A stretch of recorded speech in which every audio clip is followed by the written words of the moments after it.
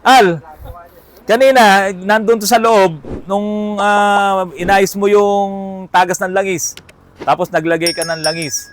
Ano bang kaso nito? Ito sasakyan na to. Sir, hard starting.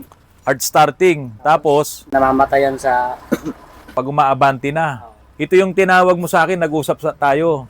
Ang sabi ko, ano yung dapat palitan? pump. Pero, napalitan na daw. Yun na matindi rito. Nagpalitan ng fuel pump. O, bigyan natin ng konting background kung ano nangyari dito. Ilang taon ba itong naka-stock? 3 years po sir na stock na 3 years naka-stock. Hindi ginagamit talaga. hindi na sir. O, tapos nung ginamit nila, Bago nila magamit, pinalitan muna ng fuel filter. Ay yung fuel pump. O, alam nila na may problema yung fuel pump. Siguro walang lumalabas na gasolina doon sa may filter. Kasi ito, dual filter to eh. Sa fuel pump may filter na, tapos meron pang filter doon sa may engine. 3 taon na raw na hindi nagamit. Ang gusto ngayon ng may-ari nito, palitan lang ulit ng fuel pump. Hindi naman pwede yun kasi doon pa lang sa 3 years na hindi ginamit ano pwedeng mangyari doon sa tangke? kalawangin. Kakalawangin yun, di ba? Palagi natin sinasabi, araw-araw o gabi-gabi, nagkakaroon ng atmospheric moisture. Hindi lamang yung tangke, pati yung makina natin. Kaya nga, ang mga makina natin, merong positive crankcase ventilation sa mga digasolina. Sa mga diesel naman, talaga may mga breather yan para maibuga. Kapag ginagamit mo na yung yung makina mo, umiinit yan. Yung tubig naman na yon, talagang mag-i-evaporate naman yan. Kaya kung hindi mo gagamitin ang makina mo sa loob ng ilang taon? 3 years po. 3 years. O ito, pakita mo nga. Nakalas na namin to. Ito bago na to. Bago na rin. Bago na yan. Ito yung pinalitan. Mga kapatid, ito galing pa ng Batangas ha. O ito, bagong-bago nga. O, kita nyo, maputing-maputi pa. O. Pero tingnan nyo yung laman sa loob. O. Kita nyo yan? Takta ko ha. Ba, ayaw na mahulog. Kamayin ko na lang. Natuyo na kasi sir. Kasabay yung kamay ko. Ayun. O, ayan yung dumi. O, kalawang. O. Hindi ito putik ha. Sige, anuhin mo pa. Ito yung sobrang, naging powder na yung kalawang. Ayan. O. Diba? Okay. Tapos, itong filter niya mismo, Napuno na. napuno na rin ng dumi, ng kalawang. Kaya ang bilin na bilin ko dito kanina, ibaba yung tangke. Pinakiusapan ko si Ala at saka si RJ, kasama ka ba Nel na nagbaba ng tangke? Sila na lang dalawa, no? Tingnan nyo mga kapatid, oh, hindi ito putik. Granules na no? Powder. Kalawang powder. Ayan, kalawang powder. Oh. Kaya ang mangyayari dito mga kapatid, pinababa ko na rin yung tangke. Ayan. Ayun yung tangke. Oh, kitang-kita? Nasaan yung flashlight? Sige nga, flashlightan mo nga. Ito nga lang tubo, yan kalawang na eh. Glenn, pakita mo yung tubo. Ayan oh. O dito sa pinakabungad dito. Ayan. O, di ba? Kalawang na yan. Magbubukas talaga tayo ng malaki. O, iga-grinder natin yan.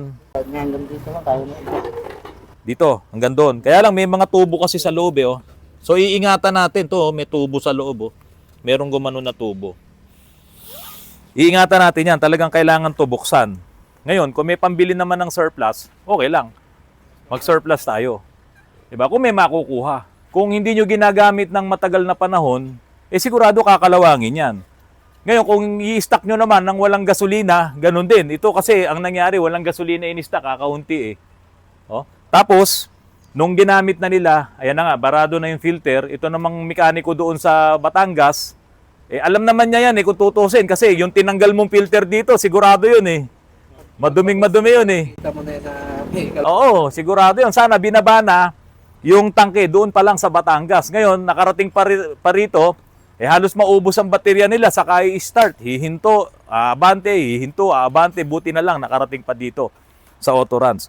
So yan, pwede pa to. Papalitan lang ng filter. O, hindi na tayo bibili. Tapos yung filter din dito, pakita mo Glenn, palit ulit tayo ng bago dito. Kasi ito bago na rin daw yan eh. Palit din tayo dyan para ma-save natin yung kanyang port injection. Ayan, yung port injectors na yan, kailangan ma-save natin yan. Kasi malamang umakyat na rin dito yung mga kalawang, yung mga granules na yon. Sigurado palit tayo dito para yung mga injectors natin ay hindi magbara or hindi masira. So ganun na muna. yung gasolina nito, sahurin nyo na lang. Hindi na natin to ibabalik. Gawin na lang natin panlinis. Kita nyo? Oh, sige, tayo mo. Tayo mo. Marami-rami palang laman to, no? Oo. Sensya na kayo, binasa ako na kayo, ha? Baka mamaya may dumaan na na nagyoyosi eh. Sige.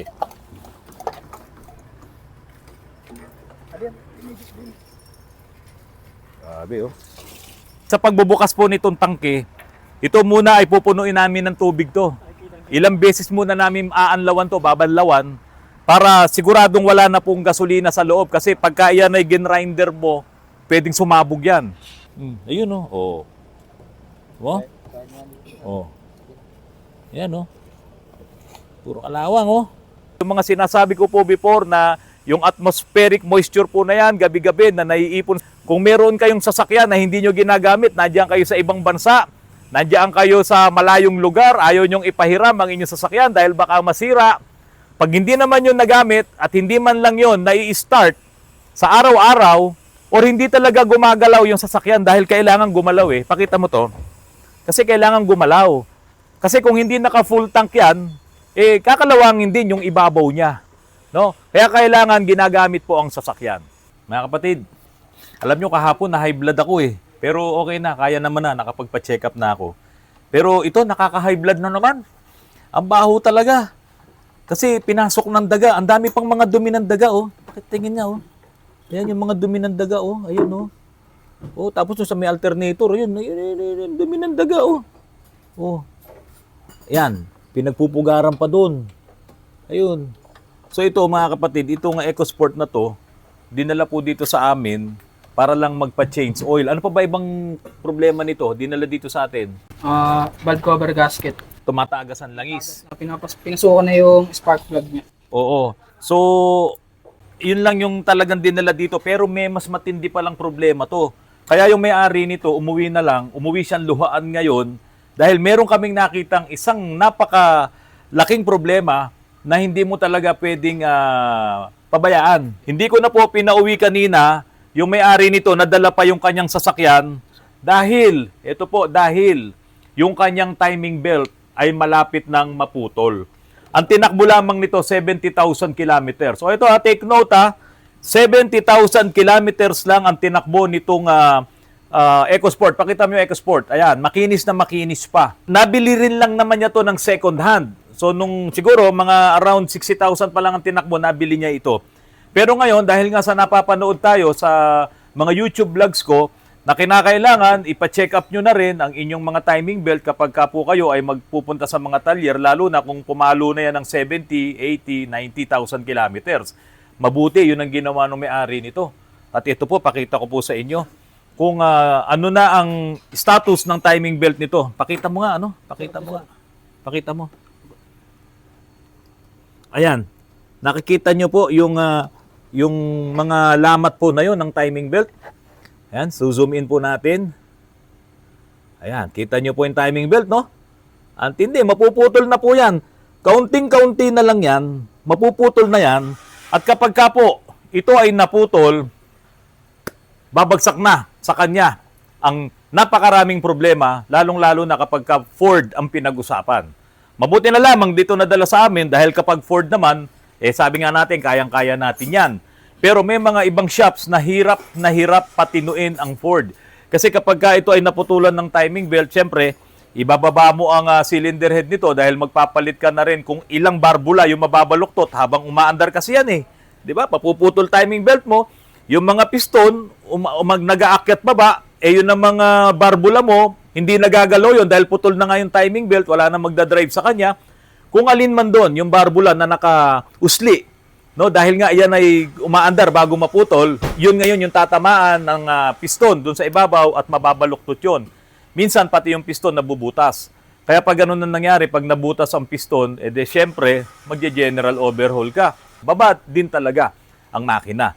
So, palagi pong ganyan ang nangyayari kapag mapabayaan nyo na ang inyong mga sasakyan na naka-timing belt ay hindi nyo mache-check man lang kung gaano pa kaayos yung timing belt. Kasi nga tulad niyan, nagka-crack na siya Pero ang tinakbo nito ay 70,000 kilometers lang. At ito pong sasakyan na ito, 2017.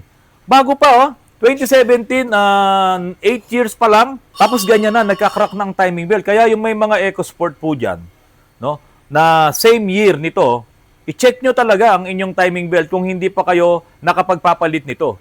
Dahil halos lahat yan ay sabay-sabay na ginawa. Ang pyesa niyan ay manufactured nung taon din na yon. At ito naman, hindi laspag ang gamit, 70,000 kilometers pa lang. Ang tinakbo nito, baka yung inyong mga EcoSport dyan, ay ganito na rin ang status ng kanyang timing belt. Anytime soon, mapuputol, at yun na yung isa sa pinakamalaking gastos nyo. Mahina eh. Talagang yung pyesa nitong Ford, hindi ko alam kung galing talaga to ng US eh. Buti pa yung mga timing belt nang galing ng mga Japanese car. No, Japanese SUVs yan, mga Montero, mga Toyota. Minsan umaabot ng 100,000 kilometers, magandang-maganda pa yung timing belt.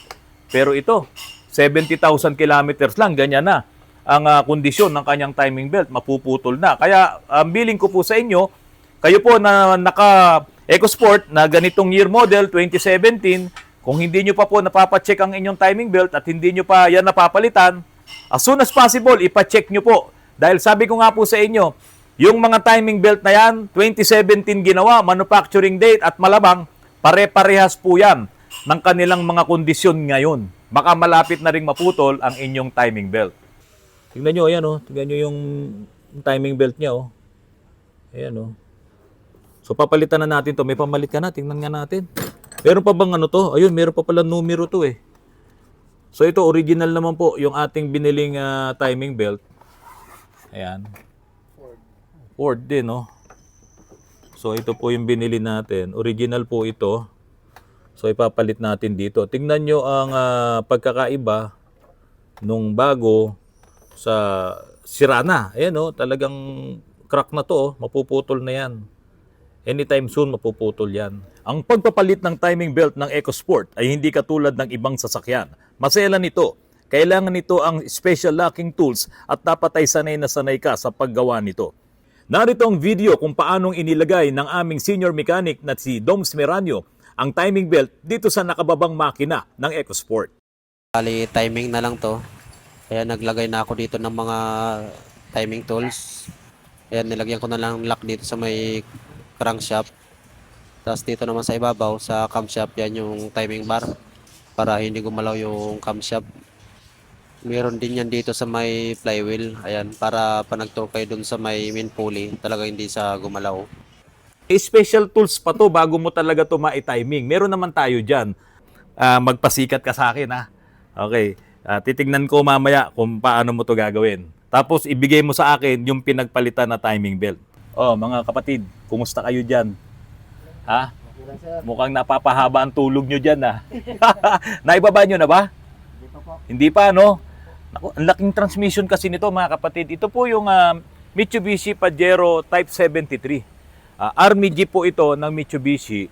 Ang kanya pong makina ay 4M40. Pero ang kanyang transmission ay yung transmission na mismo ng mga 4x4 na Montero. Kaya medyo malaki po talaga yung build ng transmission nito. Kaya nahihirapang magbaba yung ating mga kapatid dito sa ilalim. Akala ko natutulog eh. May napansin lang ako dahil ito po ay galing sa Japan. Converted to, inilipat talaga yung manibela dito sa kaliwa. Napansin ko lang kadalasan, pagka po kasing mga ganitong conversion, ito nga pong kanyang gearbox. Ayan po, oh. Yung gearbox nito, hindi po yan yung talagang original na gearbox niya. Kaya dapat ito ay makakuha nung original na gearbox po ng Fieldmaster na Pajero para maiayos po yung manibela nitong Mitsubishi Pajero Type 73 po na ito. Mga kapatid, maraming salamat po sa inyong lahat. Magandang hapon po sa inyong lahat.